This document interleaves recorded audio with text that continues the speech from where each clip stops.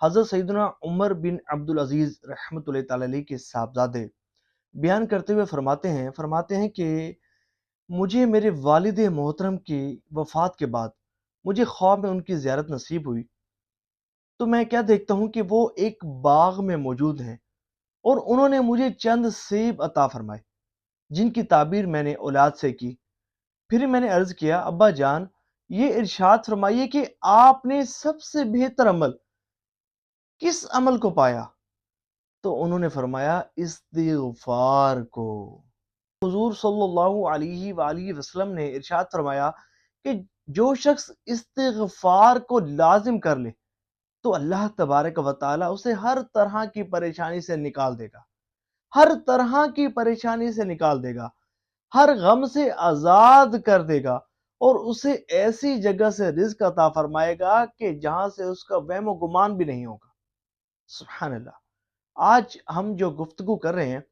وہ گفتگو ہے سید الاستغفار کے متعلق، اور استغفار کے جتنے بھی صیغے ہیں ان میں سب سے افضل سید الاستغفار ہے کہ یہ خود تمام استغفاروں سے افضل، اس کے کلمات سب استغفاروں سے افضل،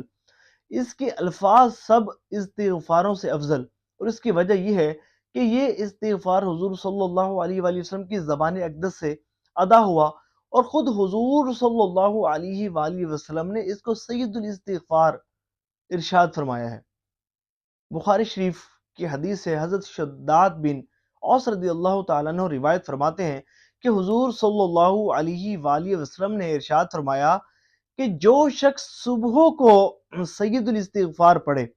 اور شام سے پہلے اس کا انتقال ہو جائے تو وہ جنت میں جائے گا، اور جو شام کو پڑھے اور صبح سے پہلے اس کا انتقال ہو جائے تو وہ جنت میں جائے گا۔ سبحان اللہ، جنت کی بشارت ہے سید الاستغفار پڑھنے والے کے لیے۔ اور یقین مانیے، حاجات کی تکمیل کے لیے، پریشانیوں سے نجات حاصل کرنے کے لیے، کسی بھی قسم کی پریشانی جو حل نہ ہوتی ہو، کسی بھی قسم کی ایسی حاجت جو پوری نہ ہوتی ہو، آپ سید الاستغفار کی ایک تسبیح توجہ کے ساتھ پڑھیں، پھر دیکھیں کرم کیسا ہوتا ہے۔ یقین مانیے، اگر آپ کا کوئی ایسا مسئلہ جو حل نہیں ہو رہا نا، کوئی بھی ایسا مسئلہ جو حل نہیں ہو رہا، ایک تسبیح صرف سید الاستغفار کی یقین کامل کے ساتھ پڑھنا شروع کر دیں، اللہ کی رحمت سے آپ کی وہ حاجت پوری ہو جائے گی۔